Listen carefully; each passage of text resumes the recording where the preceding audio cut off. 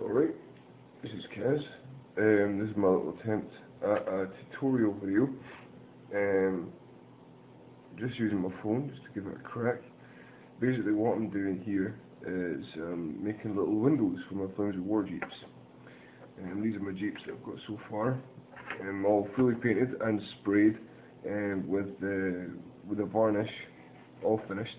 The only thing missing is little windows that I'm going to put in the frames. So I've got these two Jeeps here, so I'm going to need three bits. So what I'm using is a little bit of blister. This is from the Flames of War package that these guys came in, and I used the front of the blister pack. I found that the front of the blister pack was a slightly thicker plastic than the bit around the sides. That's a bit there from a bit around the sides, and it's a little bit on the flimsy side. It's quite easy to bend.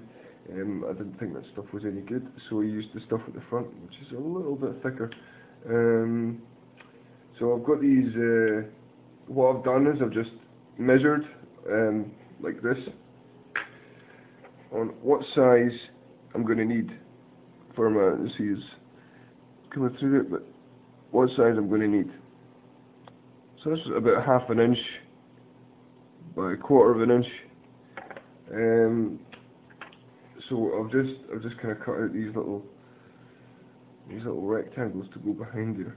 But just as I've been doing this, I've noticed that this guy's steering wheel is kind of protruding into the frame a little bit, which is a little bit bad. But we can fix that later. So we'll use this guy. So basically all I'm doing here is just kind of slotting this. This one's got a gun in the way, brilliant. Like so. So how I'm going to do that is I'm simply, it's quite fiddly. I'm going to get some glue.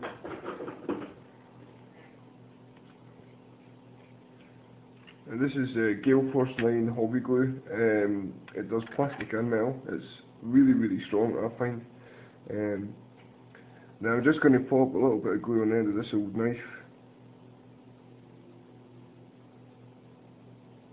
Just a little blob like that. And kind of pop them in the corners of this frame, even the middle ones. You even want to drag it along a little bit more so you get a little bit more of a bond. Now I straightened these frames out just before I painted them. Sometimes they might be a little bit bent or whatever. If you've not done that before you've done this, it's going to make your life a little bit more difficult. But it is achievable. You're just going to have to sit there with it. Right, I've dropped my knife, but never mind. I'm just going to put this in here, nice and quick before it dries up.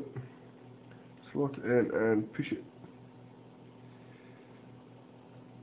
Just going to hold it there for a little bit, and bingo.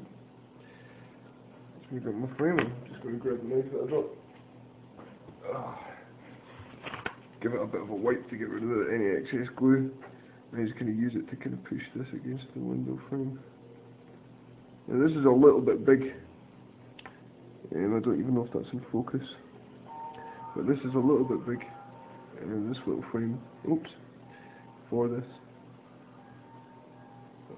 And does the job fine. We wait until now it's got a good bond. And then we leave it the hell alone. Now, I've got a little bit coming off the side there, that's no problem. Just take a pair of snips and snip them off. I've not got any with me just now, but just cut a little bit off and no problem. And the other way of doing it is a little bit messier, is actually putting glue on the window itself. This one actually feels a little bit too big as well. A little bit too big on either side is fine because it means you can hold on to it a little bit easier. So that's no problem at all. But what you can do as well is just put a line of glue behind the bottom of the frame.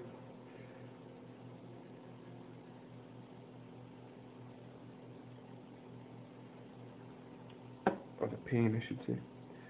And very carefully, without getting glue anywhere else, is just kind of put it in like that until it lines up with the bottom of the frame, without getting it stuck to your fingers. Just give it a bit of a blow. Put it into here. And there we go. I wouldn't worry too much about messing these windows up when you're doing this process, because you can see it, like, you probably can't see on the video, but just around the edges and stuff, it's starting to look a little bit tattery. That's fine. It's World War II. You know, let's face it, if you want a little bit more of a clean window, then what to do is use this method. Just putting it on the frame itself is a little bit more fiddly. These frames actually come separately from the Jeep as well. I had the idea to put windows on after I built and painted them, but so these frames are completely detachable. But I'd already put glue and accelerant on them. I would have just ended up bending the frame even more, and that's exactly the opposite effect of what I'm going for here. So I just decided to throw them on. So that's looking really good. Even though there's only glue on the bottom, you know, it's on there. So you can even go back with your knife again. Once it's kind of dry, and it acts like a kind of a trapdoor on the back of that frame.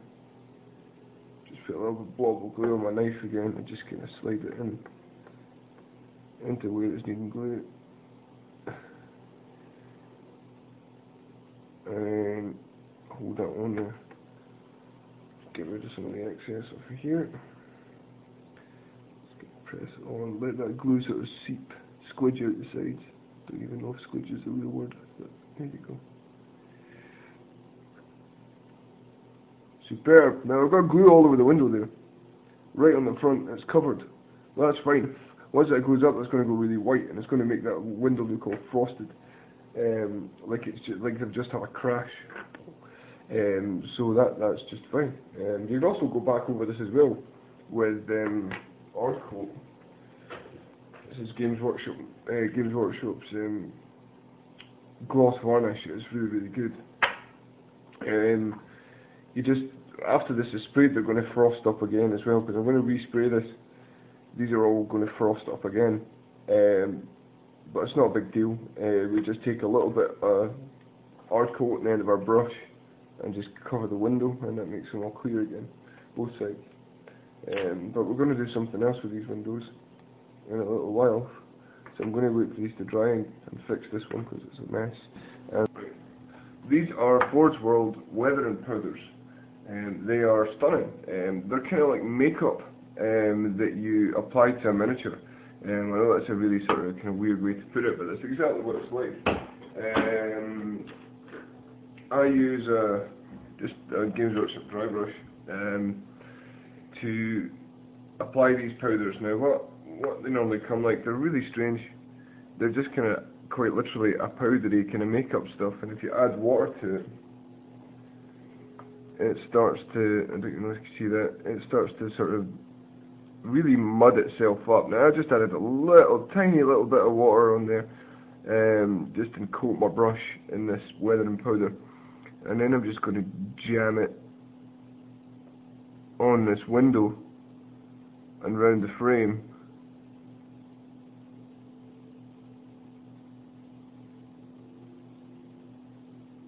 To make it look even worse. These guys never clean their windows. They're too busy killing dudes. There we go.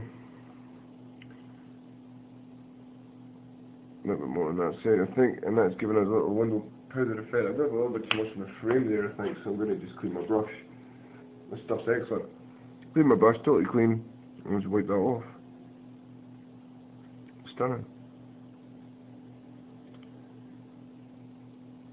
And there we go, we've got one muddy window. That's a little bit too much of a congealment, but that's it there. One muddy window. I don't even know if you can see that, can you? Not nearly. So we mudded that window up. Looks very World War II now. I'm actually going to put a little bit on the back.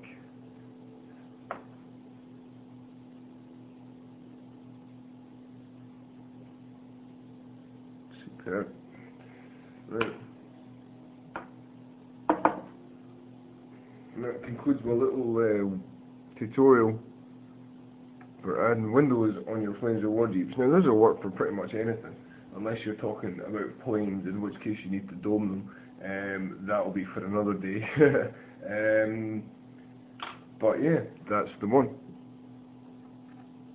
Thanks very much for watching my off-the-cuff crazy tutorial video, but I was in the middle of doing this and I thought I'd give it a whirl. I'm Kaz, and thanks very much.